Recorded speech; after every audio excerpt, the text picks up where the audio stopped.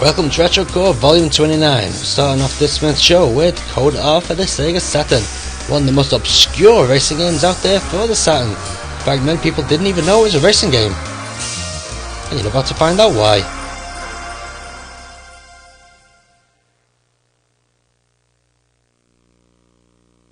Now what you can't see on this video is the whole game runs in a beautiful high resolution. てば、寝てんのか？ガソリン入ったぞ。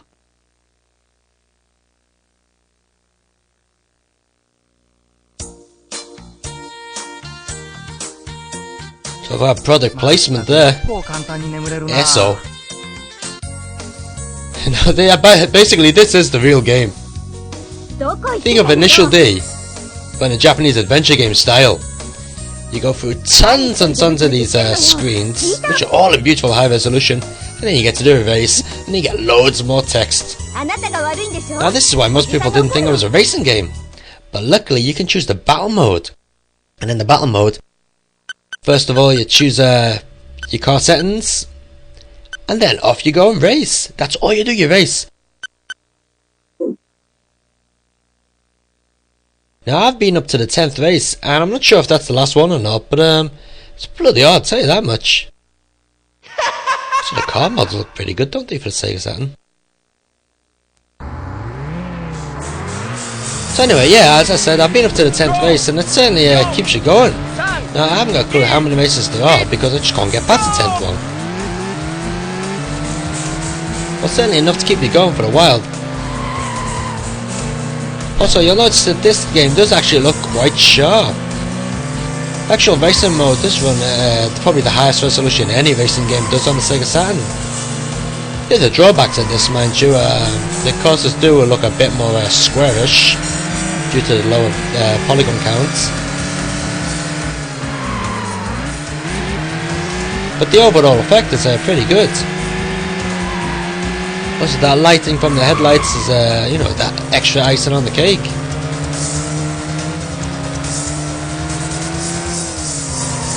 Another special mention must go to the sound on the game. It really does sound good, especially when you got the car rolling up right behind you. Controls are pretty good, especially if you're using the analog stick, but you do have to change settings on the car because the default controls are bloody awful. The car just slides all over the place.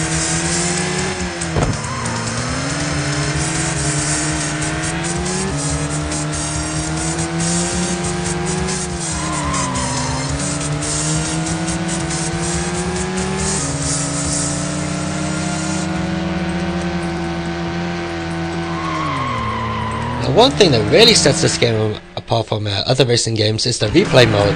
Now fair enough, the replay mode does run in half the frame rate as the original racing mode, and it does run at a lower resolution as well. But you got all these lovely camera angles which are really nice. And also, throughout the race you get comments from the driver who you're racing and the bystanders who are watching the race. It really is original.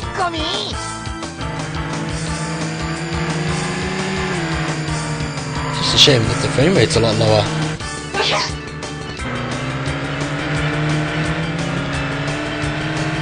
かっちょいい。こんなところでだと？スキールバリバリ。本当に車か？なんちゅうコーナリングだ。なんであんなスピードで曲がれるの？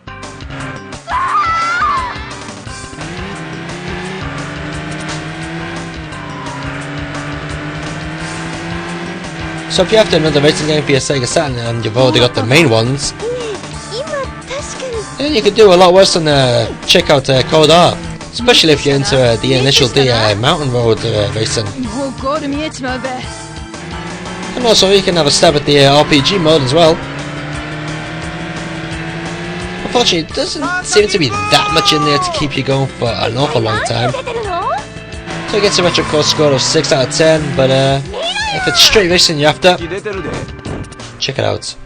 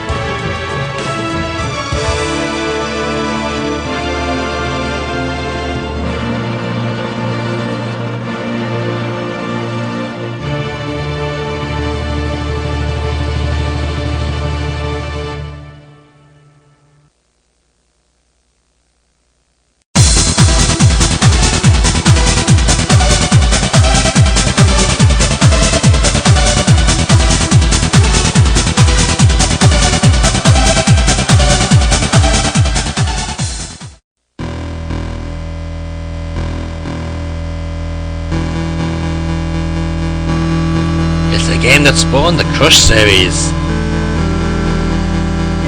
This is Alien Crush, which you may or may not know had the follow-up Devil Crash on the PC Engine and the Mega Drive, and Jackie Crush for the Super Famicom. Jackie Crush was actually the worst one, to be honest. Slow.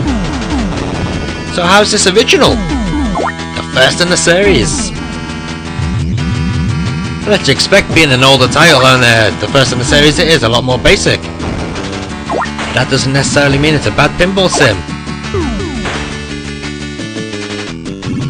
Of course, the most important thing in a pinball sim is the movement of the ball. And I've got to say, the ball movement does move quite well. It does have a few odd behavioural patterns every now and then, as you'll see in this bonus stage here, where the ball sort of gets stuck. Here we go, bounce from one side to the other, bouncy, bouncy, bouncy, bouncy. And yeah, you can tilt the board like hell, and the ball just keep bouncing from one side to the other. So sometimes that can happen, but overall the ball movement is in fact quite good, especially for the game that's old. But I wasn't much good there, was I?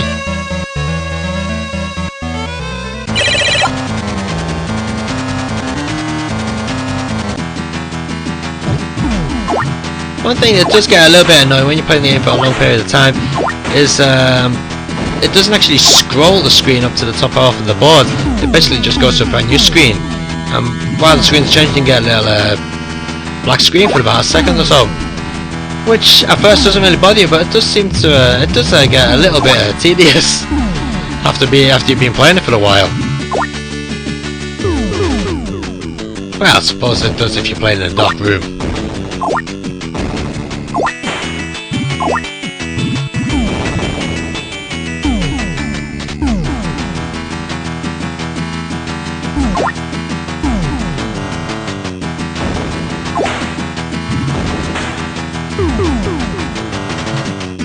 As far as bonus rounds go, there are quite a few in there. And there's also quite a few nice little features on the main boards, which will keep you playing to rank up your scores.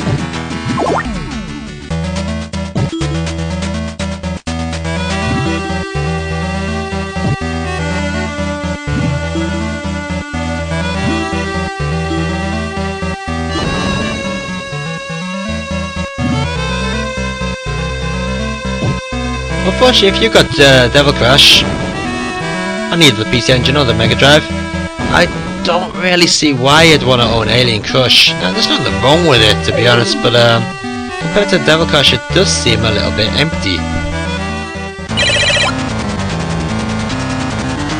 But you know, if you're a collector of the pinball games, certainly do pick it up, because as I said, it's not a bad game, it is pretty good. It just doesn't have as much in as Devil Crash does.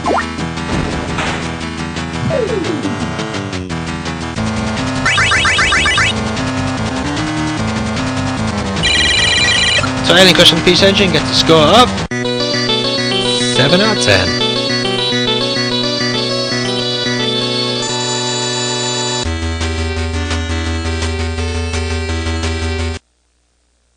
Am I insane?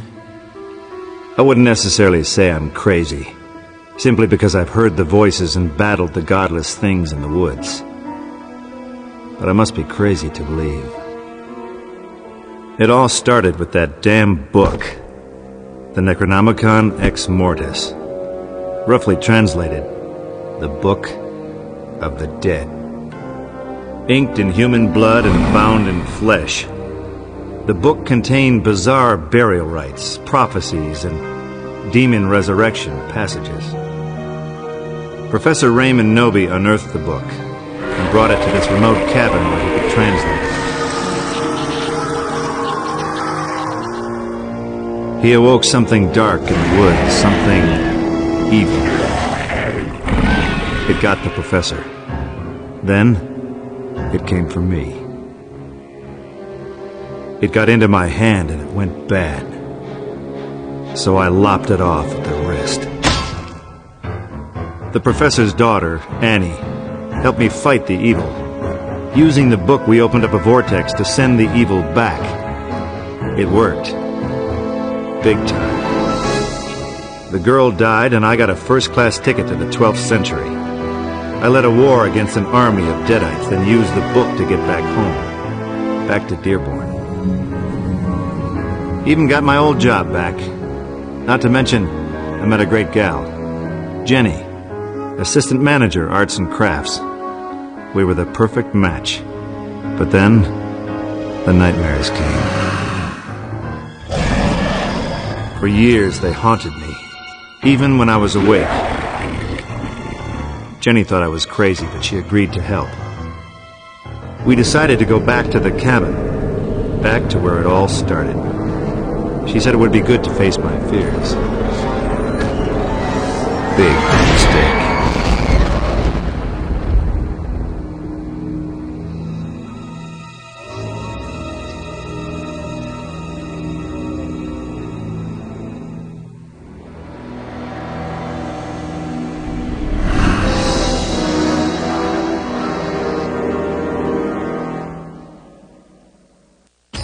At first everything looked the same, like nothing ever happened. I wondered if all of it had just been a bad dream. Boy, was I wrong.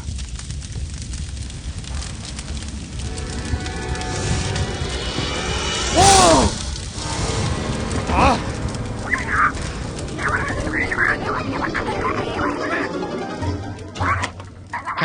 Oh no, not again!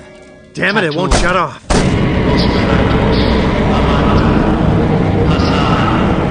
Sobar, Gata, Los Gata. Jenny!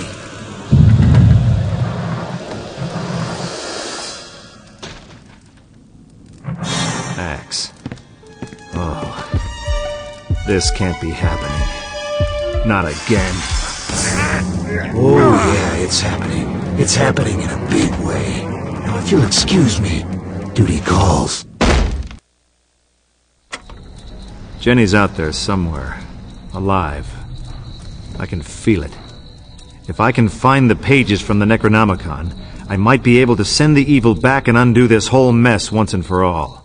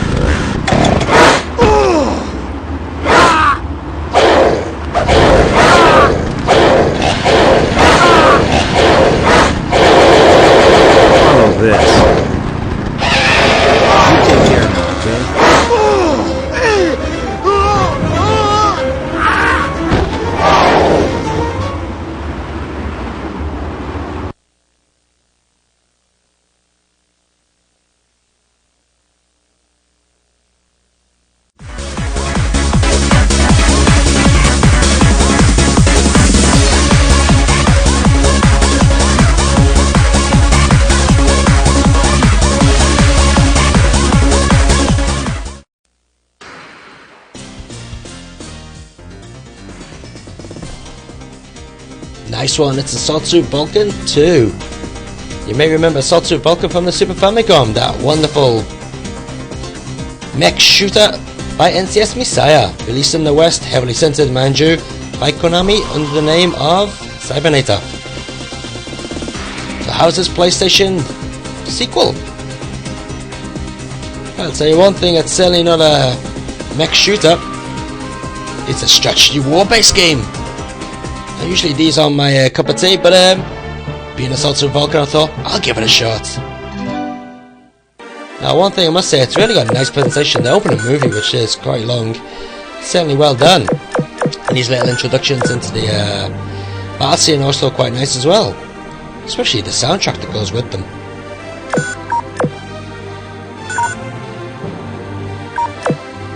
But there is one bad point about this game. One really bad point, especially as far as I'm concerned, is it takes absolutely ages to load. Here we go, we're loading right now. And we're still going to be waiting for about another 20 seconds, I reckon.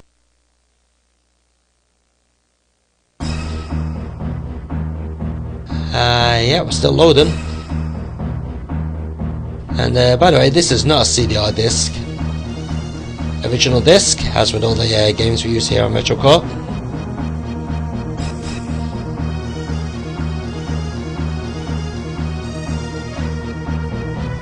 Yeah, you may actually notice that it's got the sound coming through the left and right channels now. I have to get myself a new PlayStation. Okay, here we go, game's on.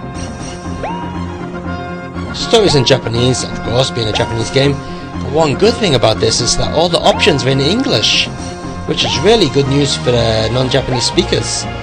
Because you know, in a game like this, you certainly need to know what you're selecting from the options. I suppose you could live without the story, I guess.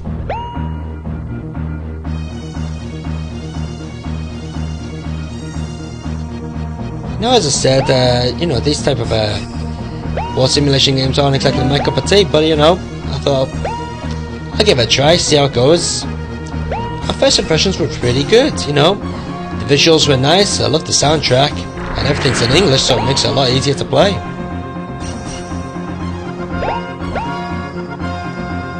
But then things starts to come down.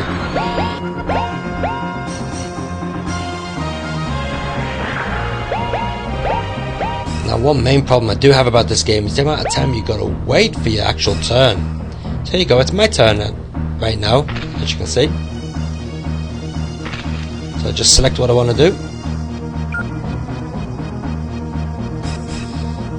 Actually, no, this isn't my turn, is it? I just said my turn. Shows you how much attention I was paying to the video while doing this commentary.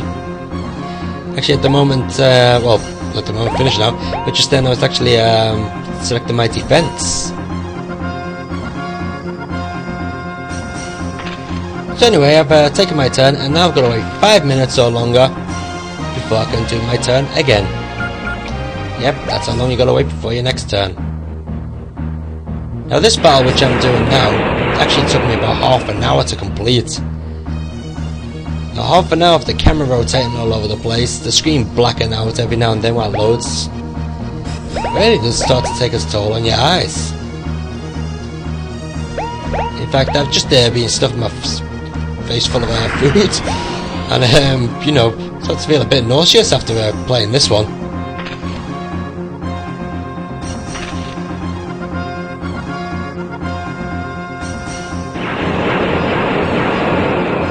Now maybe fans of this style of game don't mind waiting ages for their turn. For me, I found it a very long and dull, drawn-out process.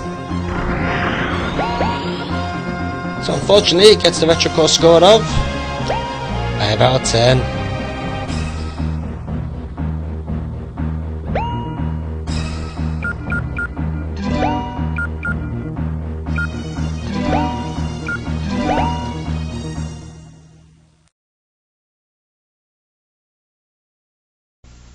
ファミリーコンピューター登場。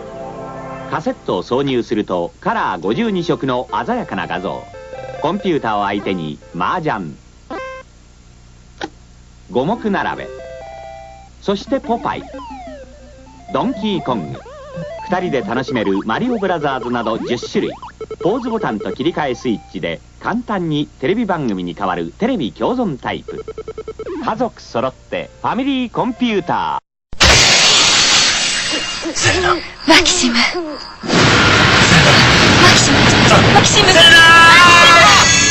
94年12月エストポリス再び。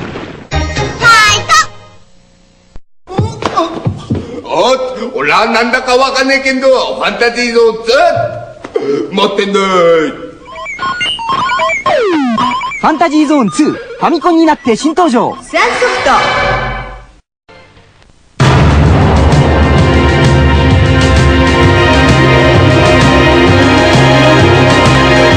スーパーファミコン第1弾グラディウス3トナーミ。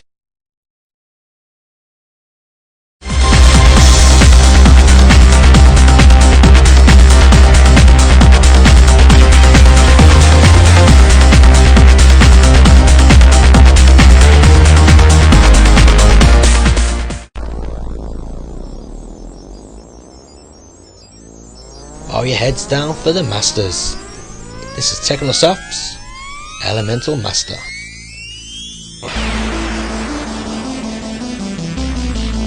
Yes, coming from those great guys who brought us the Thunder Force series. This is the Elemental Master. Fancy based shooter. And quite an underrated shooter at that. Hey, good old anime intros. So first off you get a selection of 4 stages. There's actually a total of 7 stages within the game, but you can only choose the first 4 to start off with.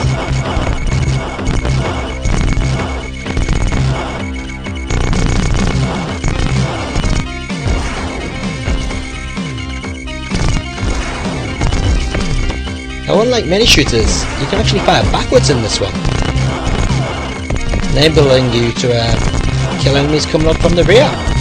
Or coming up your rear, by the way. There you go, just like that. This certainly adds to the pace of the game and really does make things frantic on later levels. As well as having 2 ways to shoot, forwards and backwards, you've also got a number of power-ups as well, including the standard shield and a lovely mirror power-up, which basically is an option. Makes duplicates of yourself. You can see another nice shield there. I think we've got a mirror up here somewhere. Here it is. There we go.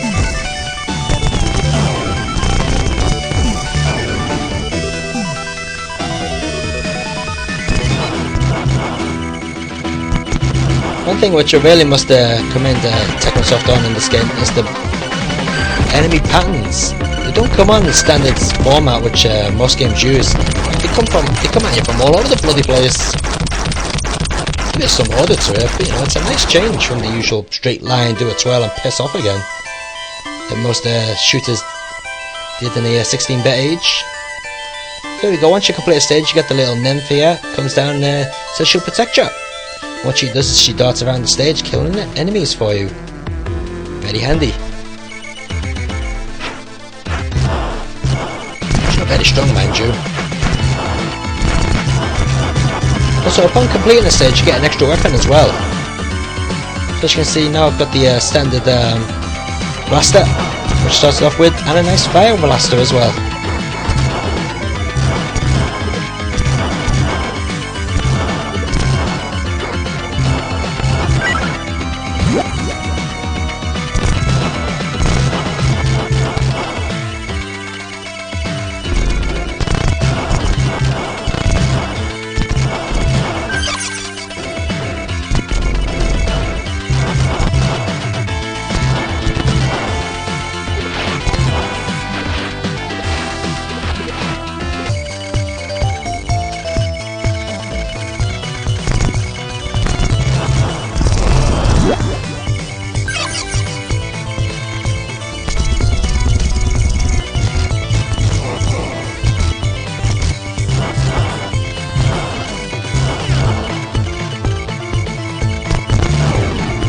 Another outstanding point about Erementar Master is the audio.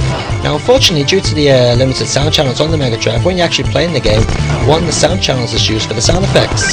But if you listen to the tunes via the sound test, by holding A, B and C and start on the title screen, you can actually hear the tunes in full, and some of the stereo effects used in the music is amazing. Really is some good stuff. Technosoft really did know how to make a good use of the Mega Drive sound chip. In fact, they're probably one of the only ones. He certainly did a better job than what Sega did. Another nice thing about Elemental Master is that every stage has its own terrain. By that I mean it affects the way you actually move along the surface of the area. So this stage we're in the ice water, or the ice stage we've got water as well, so when you're in the water you actually move a lot slower. When you're on the ice you're sliding all over the bloody place. I've really thought of everything.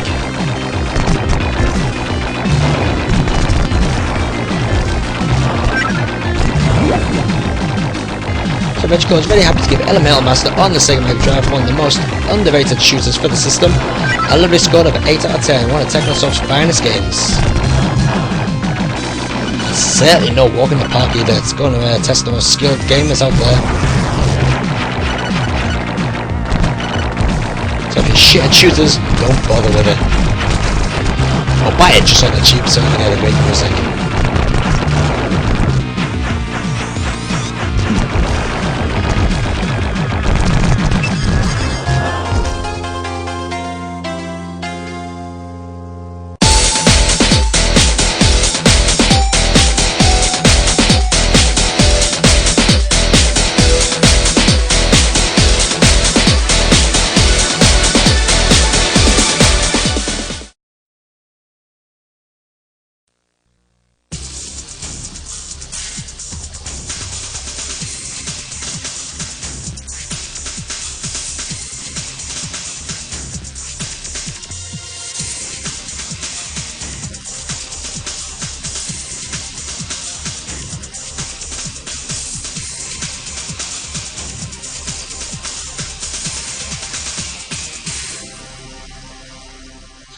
And a Treasure Core Volume 29, Game of the Month. This is Street Fighter 03 for the Sega Saturn. Also available on the Dreamcast, on the PlayStation and the PlayStation 2. Now which version is the best version? Well, basically the Saturn version is the arcade. It's got the same screen resolution as the arcade. You can even choose between arcade and Saturn resolution. You can also choose between RGB output or normal output. The PlayStation version, well, enough said about that, the better. Lack of frames and animation, and bloody awful loading times. PlayStation version, wrong resolution, and that bloody awful pad. And the Dreamcast version, wrong resolution, and again, an awful pad to play with, unless you buy the ASCII fighting pad. Which basically means the Sega Saturn version is the ultimate version of Street Fighter 3 for the home. Or Street Fighter 03 I should say. And it's easy to see why. All the animations in there from the arcade, all the tunes are in there, all the speeches in there.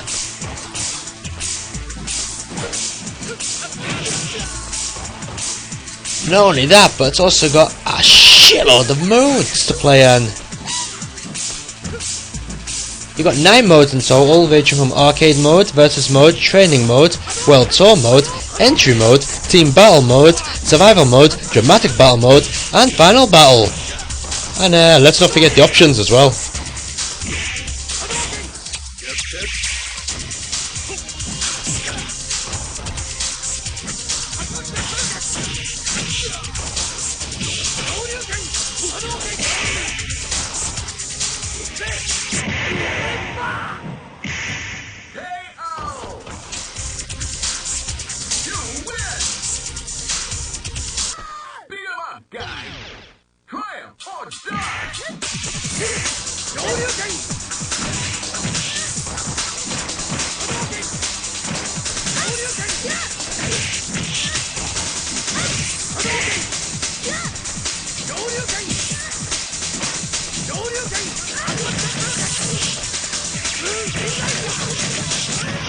So here we go with the survival modes, and as you can see there's quite a few variations to choose from there.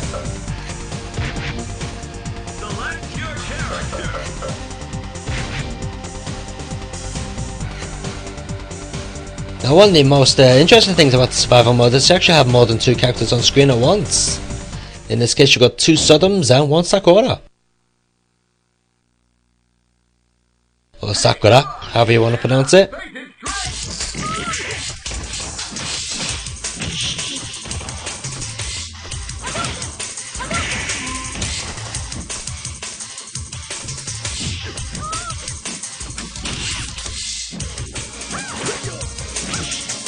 As with all beat 'em ups recently, or around about that time as well, you've got your special moves. In fact, ever since Super Street Fighter came out, actually you had special moves.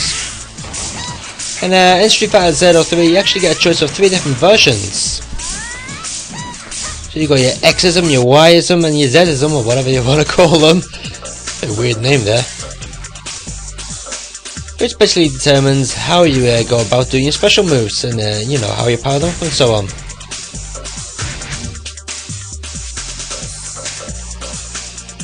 Here you can see the world modes, where you actually travel around the world and power up different aspects of your moves. Sort of like a mini RPG in a way, I guess. It's showtime! Face it straight!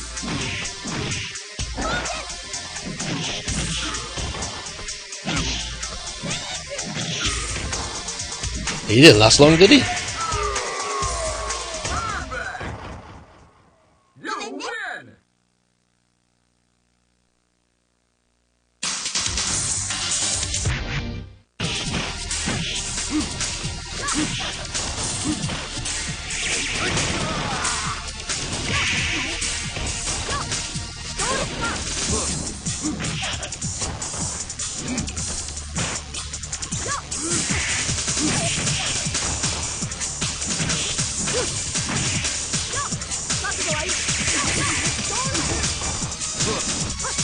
So with a massive roster of characters and 9 modes of playing, Street Fighter 03 is definitely going to keep the most hardened Street Fighter fan busy for quite some time.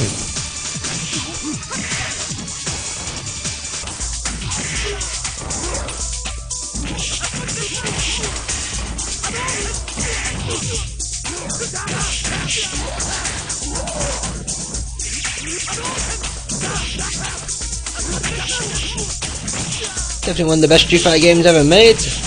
Retro Core, Game of the Month, 10 out of 10.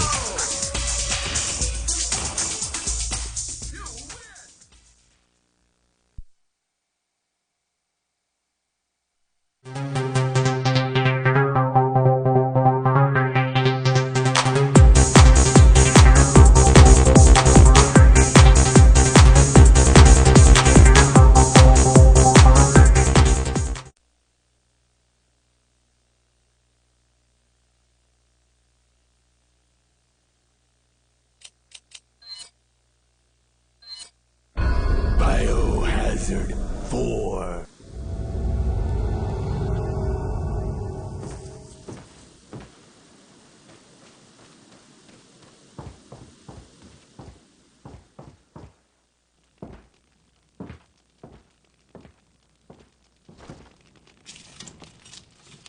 Excuse me. Sir?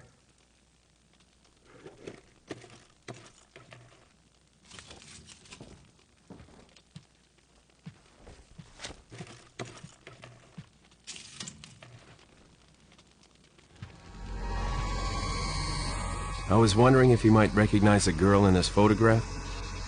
¿Qué carajo estás haciendo aquí? ¡Lárgate, cabrón! Sorry to have bothered you.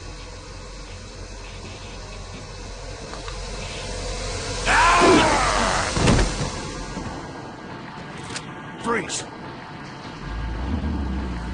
I said freeze!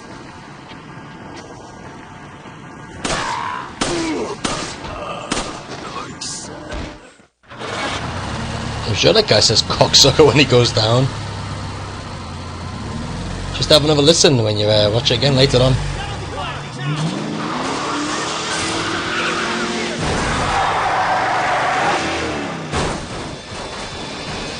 Shit. Shit is right. The shit is hitting the fan in this game. This is Biohazard 4 for the GameCube. Now, first thing I must say is I never knew the GameCube could produce such gorgeous graphics. This game is a masterpiece to look at. It's one of the most beautiful games I've ever seen. Who needs next gen when you got stuff like this?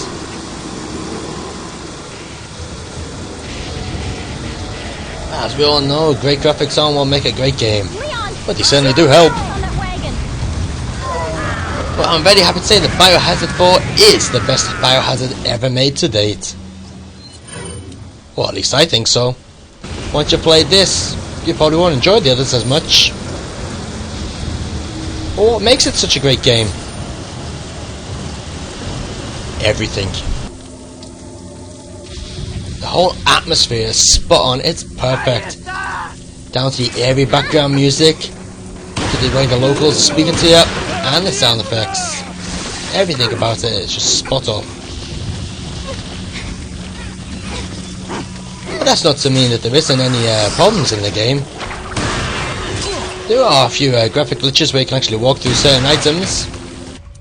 But you know, you don't let them bother you too much. Now I'm very happy to say that the game does have a new, fresh approach to it compared to the other Biohazard games.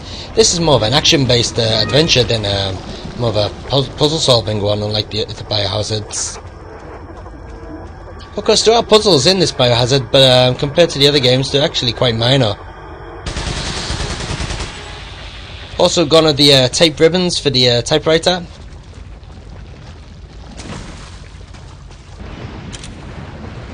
No need to worry about will you have enough tape ribbons to save later on or all that. Also, there's plenty of ammo all over the place as well. That's not to say that you're not going to run out, because you will do.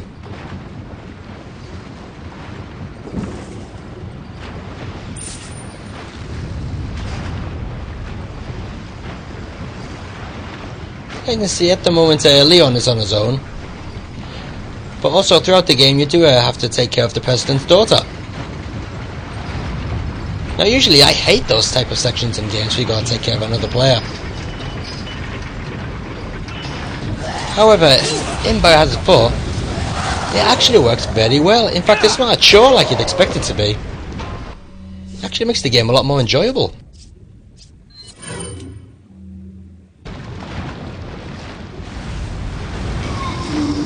Of course, if you shoot her in the head by mistake, it's game over. But most of the time, she will duck out the way. Also, you've got to save her from getting carried off by the other zombies. Every now and then throughout the game you get to come across these little shooting gallery sections to let you practice your aiming. If you do really well in them, you can get yourself a lovely bottle cap figure with voices as well. Here's Ada there, you might remember her from Biohazard 3. She's in this one. Did you send out those invitations? I told you no more than 50.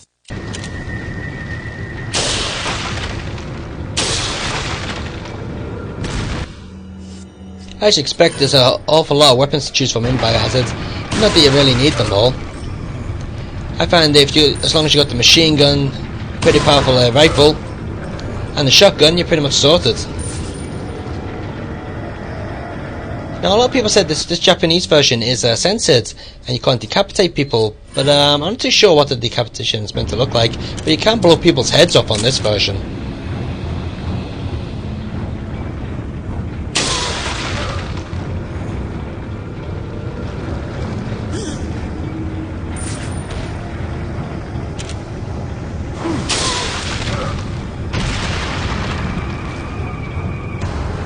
And as with all Biohazard games, it's full of lovely big bosses. Just look at the size of these mothers.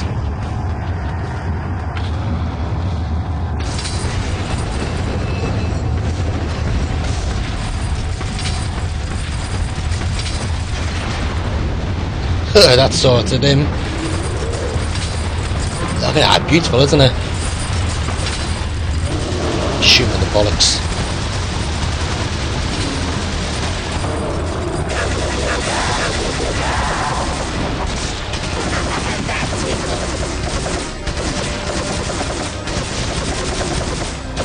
Added into the gameplay to give it a little bit more variety of the what I call as the QET section, basically from Shenmue, to be honest.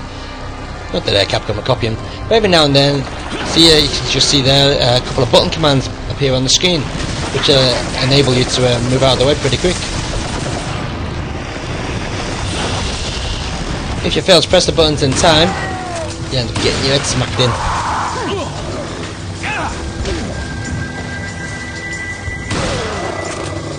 As well as the normal game, Biohazard 4 has also got loads of mini games as well. So once you complete the game, you get 2 extra bonus games. You can actually play as Ada in the Ada the Spy mission, which is basically the later half of the second disc.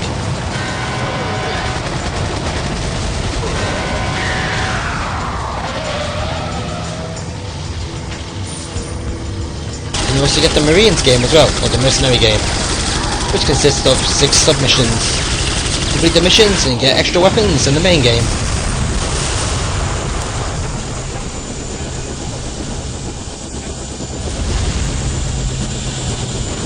Now that's what I call backup. My name's Mike. You looking for firepower, you come to the right place. As I've said, this game is just perfect. In fact, I should have made it Game of the Month, but I'd already done Street Fighter by the time I filmed this. So I will make it the unofficial Game of the Month, eh?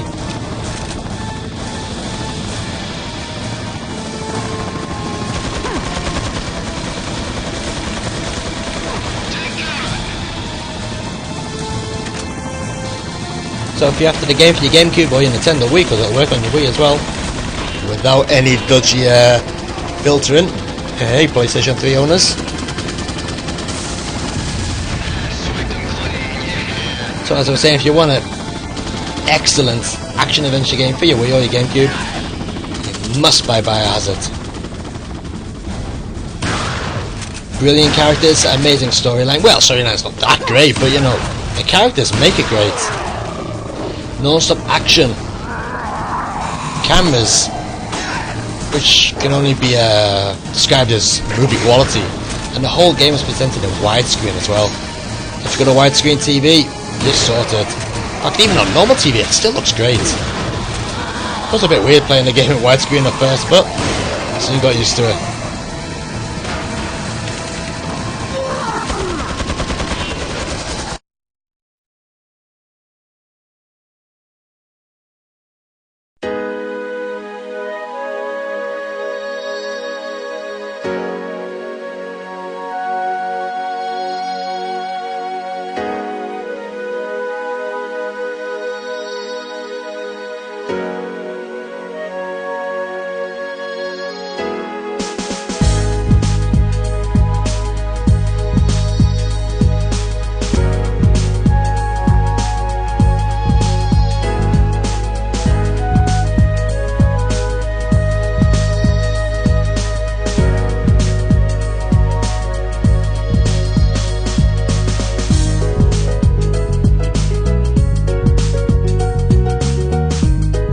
Looks like the shit's gonna hit the fan there, doesn't it? This is the Streets of Rage remake from our lovely friends in Brazil, Bomber Games. Now you may remember that the Retro Core featured a beta version of this about a year ago, and we were quite impressed. But how was the full version? Well, I have to say, it's fucking brilliant. Sorry for the fucking, but you know, it fucking is. Oh, there we go again. You can get it from bombergames.net, the address is at the bottom of the screen, just there, and best of all, it's 100% free.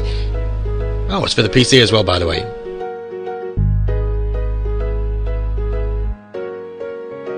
Now, featuring elements from the original Bare Knuckle, Bare Knuckle 2, and Bare Knuckle 3, or Streets of Rage if you prefer the Western name. The Streets of Rage remake is everything a Streets of Rage fan could want. But how exactly does it play?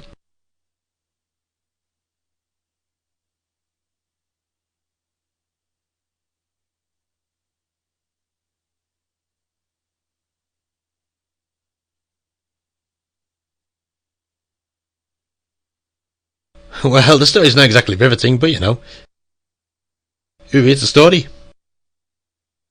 There we go, straight to the first stage, and of course we're in downtown. First thing you'll notice is that it actually still looks like the Mega Drive version. Okay, we got some new transparency effects in there, some new shadows and so on. Oh, but all Bomber Games have kept the look of the original game. And that's something they really should be applauded for. Because a lot of companies, when they make remakes of something, they completely throw away all the original stuff and replace it with complete crap.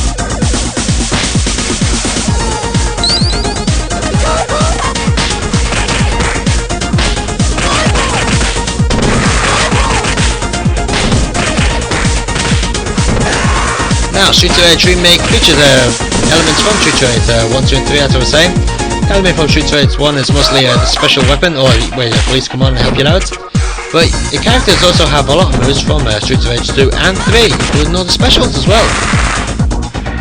Which is certainly nice to see in one game.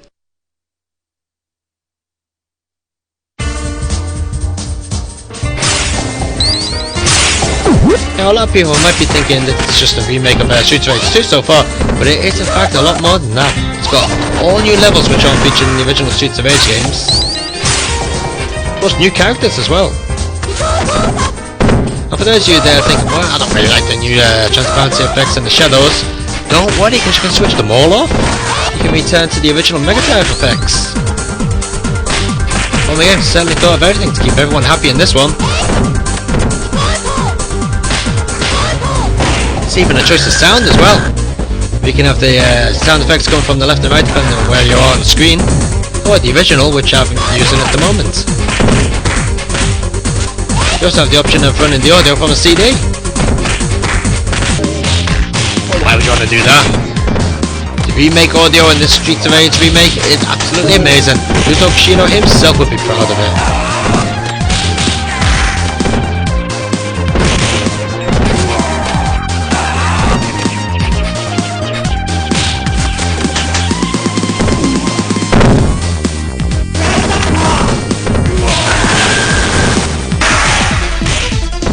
Here's a nice section which should have been in the Streets of Rage 3 but never did appear. It's the bike section. Let's see the guys at Bomber Games have stuck it in.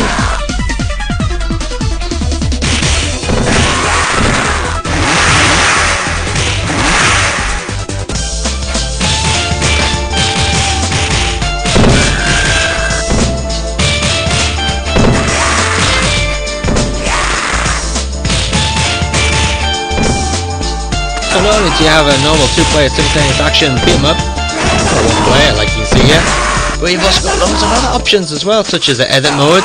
You've also got battle modes, survival modes, and God knows what else. There's certainly enough in there to keep you going for an awful long time, and it's free! You certainly can't complain. Okay, the timer may be off a little bit when you're trying to do a combination. I only noticed that because I played the originals to death.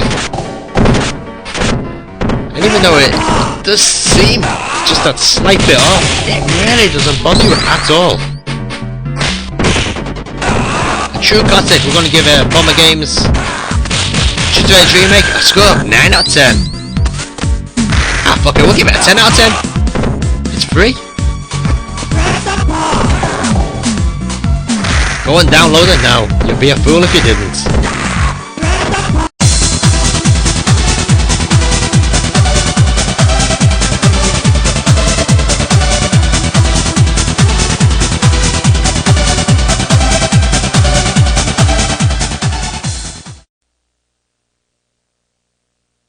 One of the most beautiful futuristic racing games on the Sega Dreamcast, this is Magforce Racing.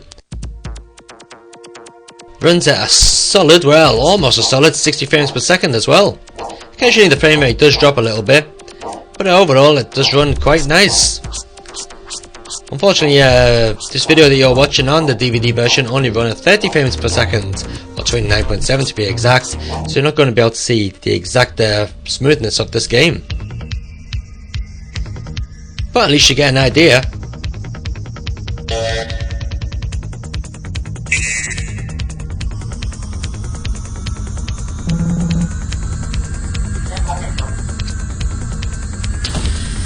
Now, unlike other futuristic racing games, this one features tripods instead of hovercraft,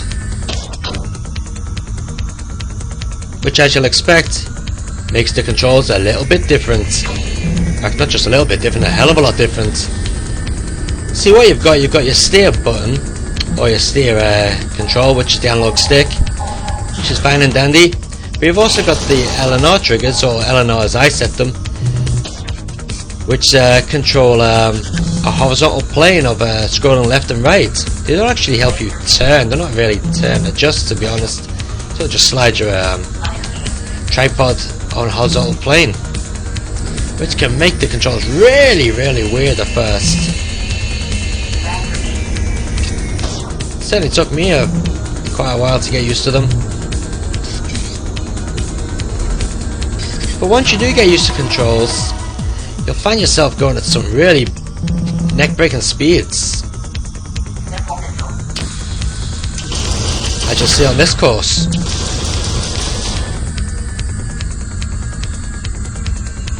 And just like all games like this, you've got a lot of weapons to pick up to fire at your enemies, or your opponents, whatever you want to call them. And another nice little feature is the magnet control, which you have to use when the course actually tips upside down. You can have it set to automatic so it automatically stays on, but if you put it as manual and you go up a loop-de-loop or whatever, you can't fall off the track unless you use it.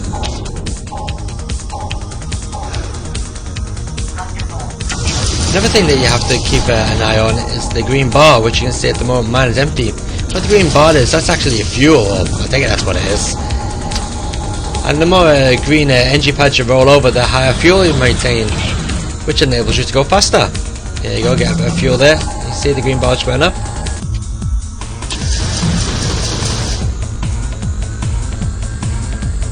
At first there's only 5 courses to complete, but once you complete them you get an extra 2.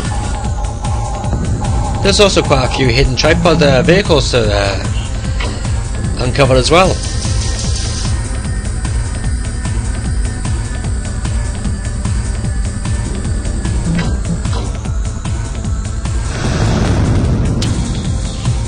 Computer AI can be a bit of a bitch sometimes.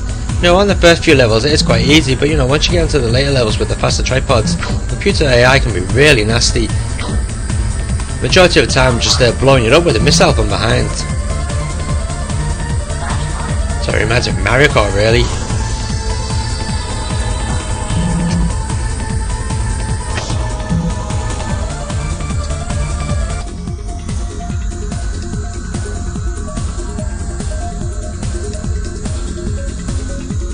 Here's one of the weird viewpoints you can choose from. Pretty unplayable to be honest, but you know, does look nice. Oh, it's a nice rhino's ass. So Torico gives Magforce Racing a score of 6 out of 10. Unfortunately it's the controls that really do it in, to be honest.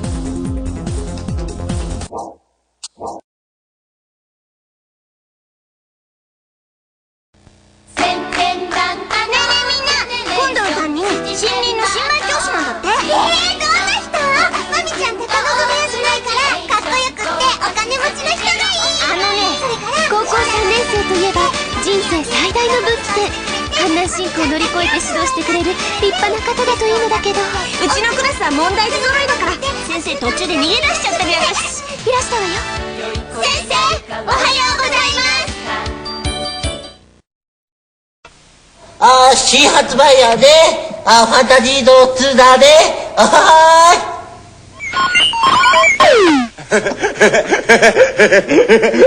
ファンタジーゾーン2。フ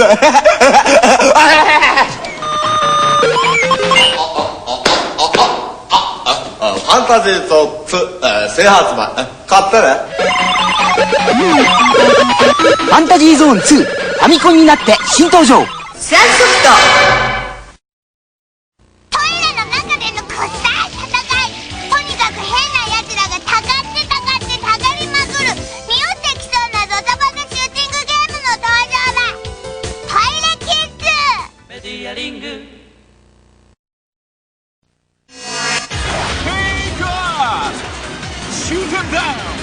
これが空を行く快感だ。 3D フライトシューティングエアフォースデルタ Dreamcast!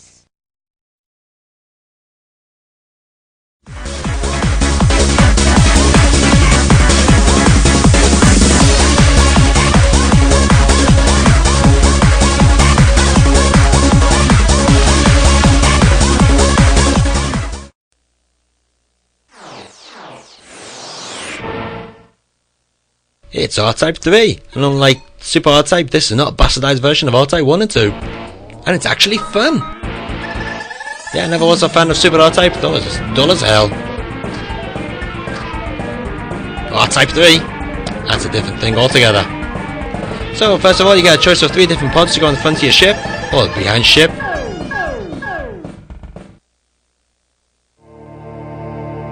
And you get this little introduction sequence. Oh, that's nice, isn't it? And straight into level 1.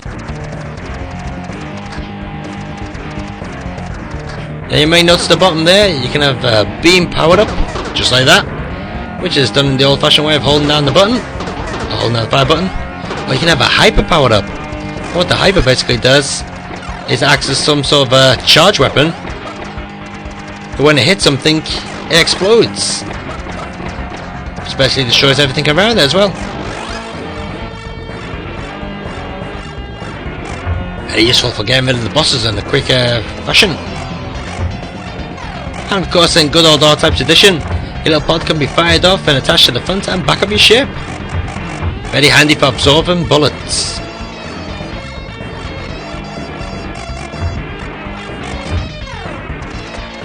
As you can clearly see, R-Type is certainly no slouch in the graphics department. Well, at least on level 1 it isn't.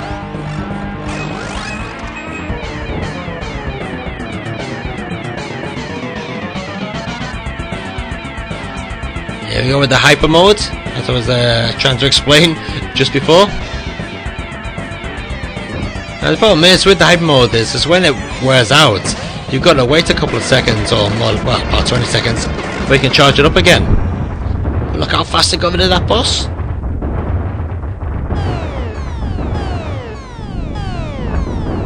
There you go, it's going down, so you got to wait till that reaches the bottom before you can use it again now. But at least you can still use your normal blaster.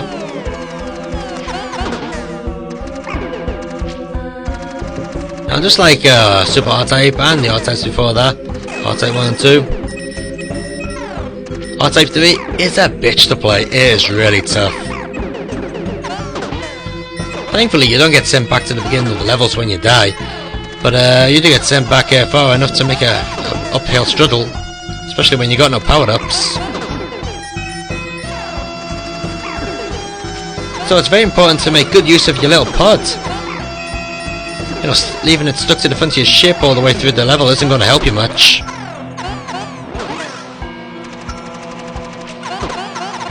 But for those who are after something really special, and something that's going to give them a challenge, you can certainly do a lot worse than buy Super R-Type 3. Or R-Type 3 I should say, not Super R-Type 3.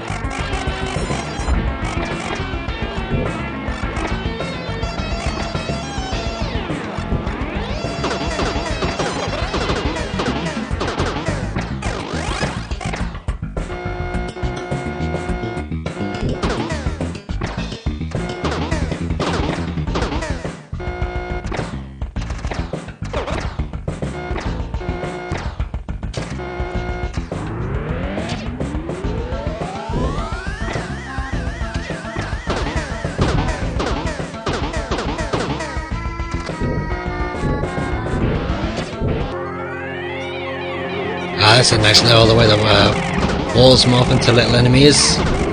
Bloody hard though, tell you that. So what sort of score are we going to give R-Type 3? Well, it's one of the best shooters on the Super Famicom, certainly one of the hardest ones. So it's getting a retro score of 8 out of 10.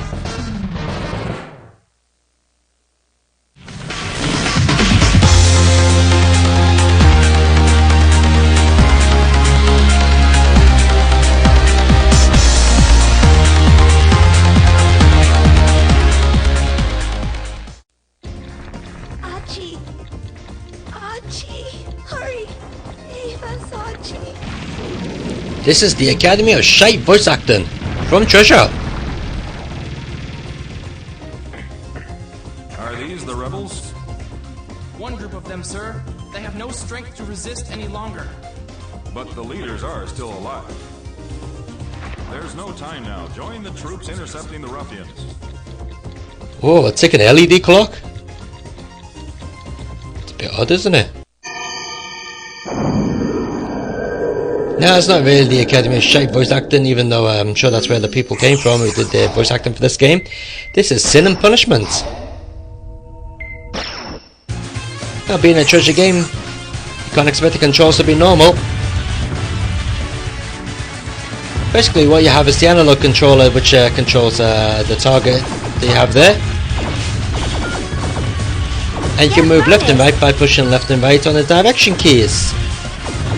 You can also jump as well by using the R trigger button. And the Z button underneath the controller is used to fire. Not much in the way of power-ups. Basically you have a standard shot and you also have a lock-in shot as well.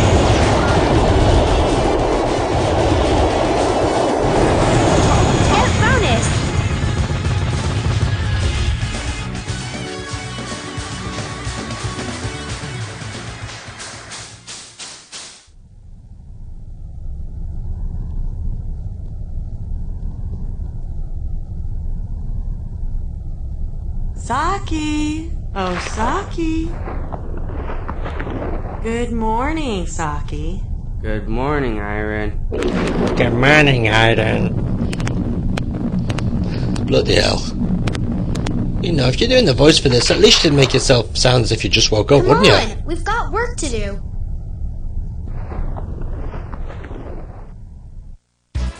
Let's go. Actually, quite a funny thing this, the character Saki has actually got a male's voice, when actually Saki is a woman's name. I don't know, the guy's just a tranny. Who knows?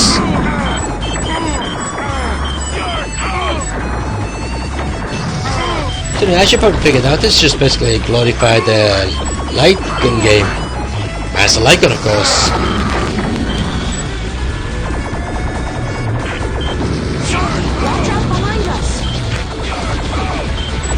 And actually, I'm quite happy the way Judge has come up with the idea for this game. But I don't think it would be as good if it was just a light gun game. The ability of actually having some control over the character, as well as controlling where your target is, it's actually a little bit on the confusing side at first. You know, you're moving two things left and right. Basically, you control two things at once.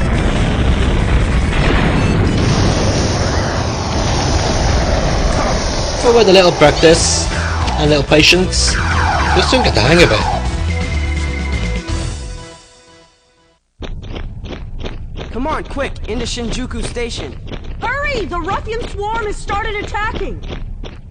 And I must say, it certainly moves at a lovely smooth frame rate. Treasure really done N64 and there's something special here.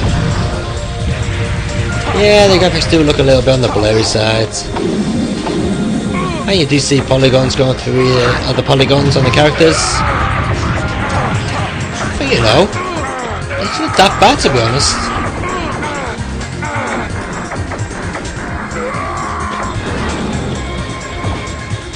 The overall atmosphere in the game is just spot on.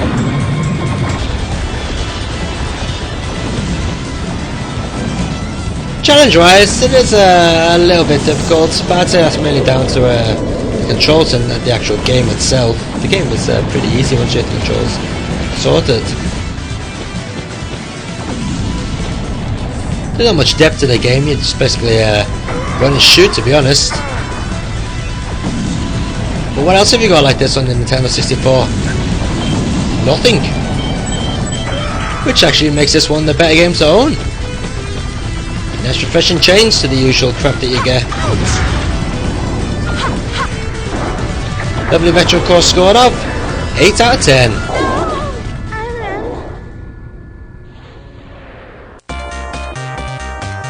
Here we go with this month's mobile games. Now remember last month I filmed it using a video camera direct from the phone, because everyone was saying that they couldn't see the screen size originally.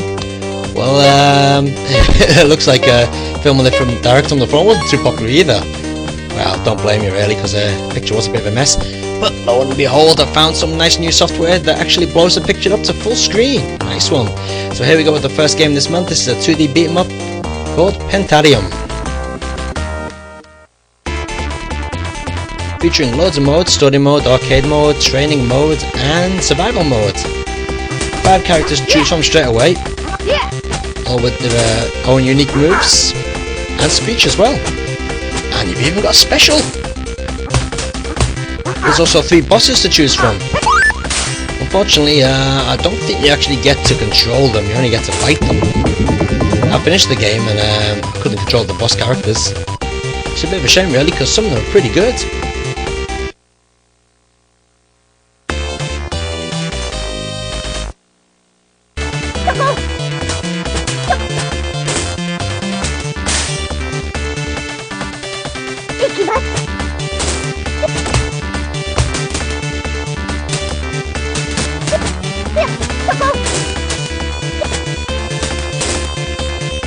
Okay, so there we have Pentarium, pretty good 2D beat 'em up for your mobile phone, not bad at all. And here we go with another one coming from Taito. Actually used the same engine this game uses, so it makes me wonder if this, or the one just before this one, is also by Taito, even though it says it isn't. Again, we've got all the standard modes, tournament modes, which you can actually save your game halfway through. Survival mode and battle mode and training, of course. Now as you can see here, you can select 2 characters at once, but don't let that fool you. You don't actually get 2 characters to play as. One character does the magic, the other character does the battle.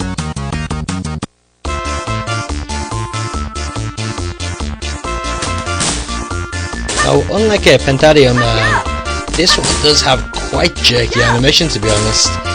But the weird thing is, sometimes it seems to be okay, and other times it just seems to be as slow and jerky as hell, like now. Again, features a load of special moves for each character and the magic one. Unfortunately, the slow pace of it does let it down quite a bit. But I must admit that some of the characters are pretty well animated.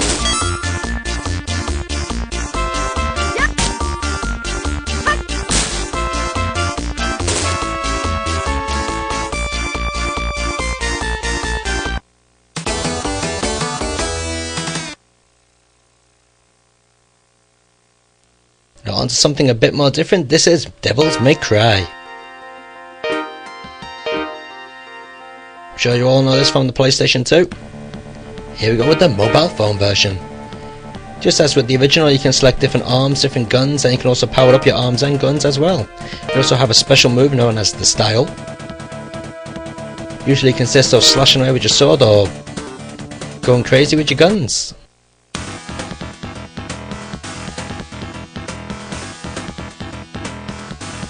Now surprisingly, it doesn't look that bad, it looks pretty good. Oh, there we go, just the wrong button there. Special away there with the guns.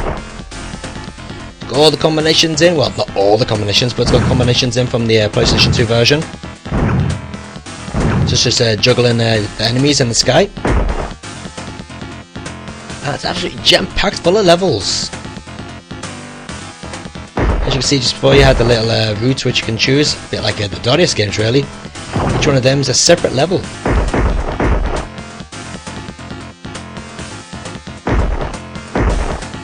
The idea of this level is to kill as many enemies as possible in the time limit.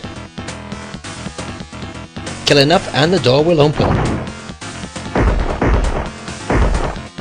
The orbs which you can see floating around are used to get yourself new weapons and so on. So some levels require you to collect a certain amount of orbs before you can actually get through the door.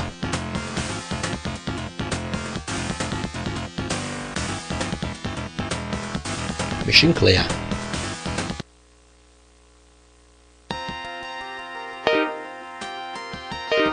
Here you go, that's how many stages you got. Just a quick glimpse of it, there it is.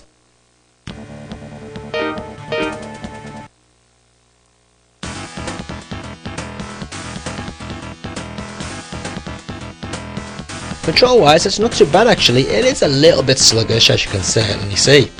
But considering it's quite an old mobile phone game, 2005, it's not that bad, it's actually quite good. Certainly keep you amused for a good few hours.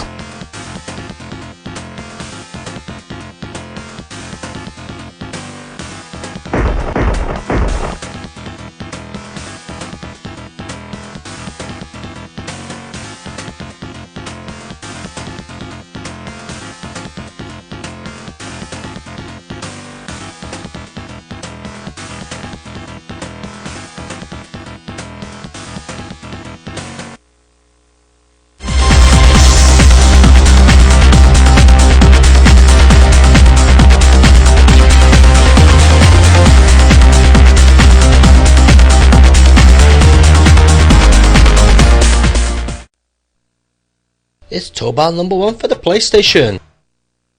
Featuring 3 game modes, you've got Tournament, Versus and a Quest mode, which is actually quite a nice mode to be honest. Distinctive lack of music on the option screen and the title screen though. And on the character select screen as well. So choose one of your misfits and straight into the battle you go. Actually this is probably one of the fastest loading PlayStation games out there. Which is not surprising really, considering it doesn't have to load in any textures, or not that many by the looks of it.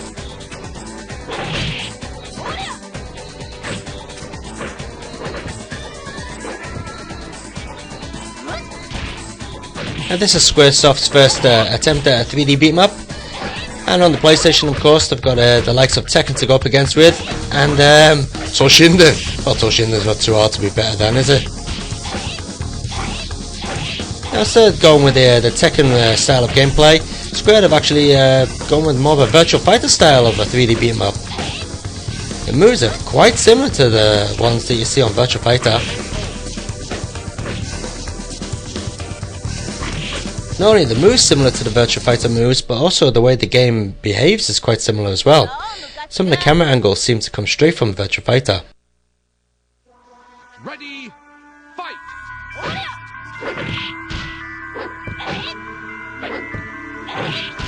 But you know, there's nothing wrong with taking ideas from another game, as long as you don't completely rip them off, which Tobal certainly does not. Each character is varied enough, and there is quite a challenge in there as well.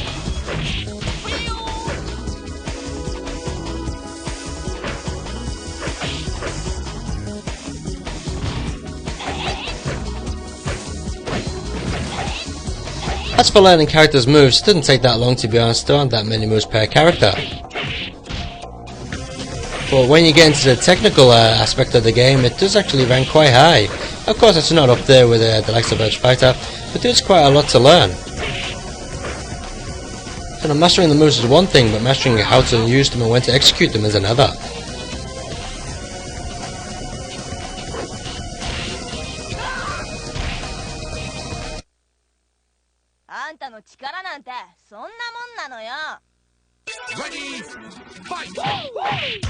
So overall, Tobal No. 1 is actually a pretty decent beat 'em up for the PlayStation. It's certainly not as good as the likes of Tekken. Personally, I think Tekken's a sack of shit, to be honest, but I can see why people enjoy it.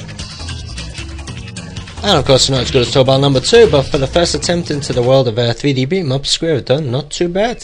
So if you can find it cheap, pick yourself up Tobal No. 1. Continue.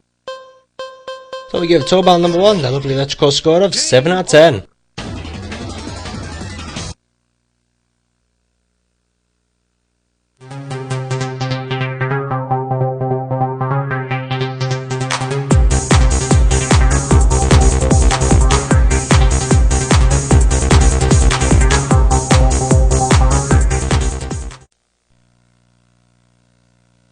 The game that showed Saturn owners that the machine wasn't a sack of shit as far as 3D was concerned. This is Virtua Fighter 2. After the lax-show conversion of Virtua Fighter, or really pathetic conversion of Virtua Fighter I should say, and a pretty graphically unimpressive version of Daytona, Saturn owners were thinking, oh, we're going to be buggered now, we've got no good 3D games. And then came Virtua Fighter 2. Loads of modes to play in, but we'll be just going with the straightforward arcade mode. Ready, go! Now, not a lot of people know, but this actually runs at a higher resolution than the arcade machine does.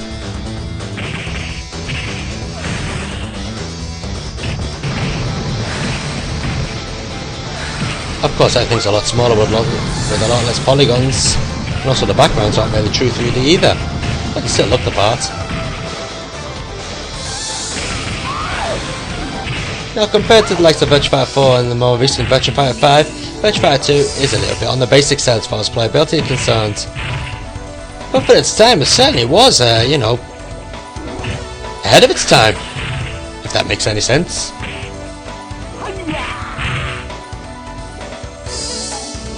As you can see, I'm playing as Pi here, and recently I've been playing a lot of Virtua Fighter 5 down the arcades. And going back to Virtua Fighter 2 Pi, this seems to be quite unusual. You know, half the moves are missing. Not half the moves, bloody most of the moves are missing. And of course the timing's off as well.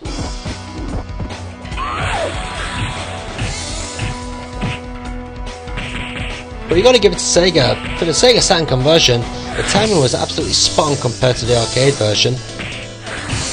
They had all the moves in there and all the speech as well. They certainly did cram a lot into the Saturn's tiny memory.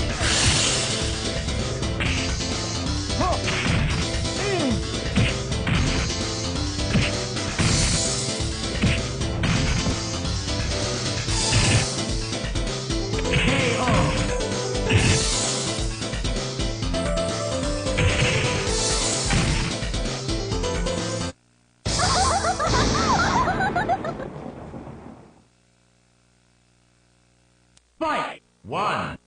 Ready, go! These days you can pick Virtua Fighter 2 up for really next to nothing, especially here in Japan. You know, you can find it for like 50 yen sometimes, and you know, that's mint copies as well with spine cards. So certainly no excuse for not owning the game. One of the true classics, and one of the games that actually showed Saturn on the machine could do 3D. What's your course score of? 9 out of 10.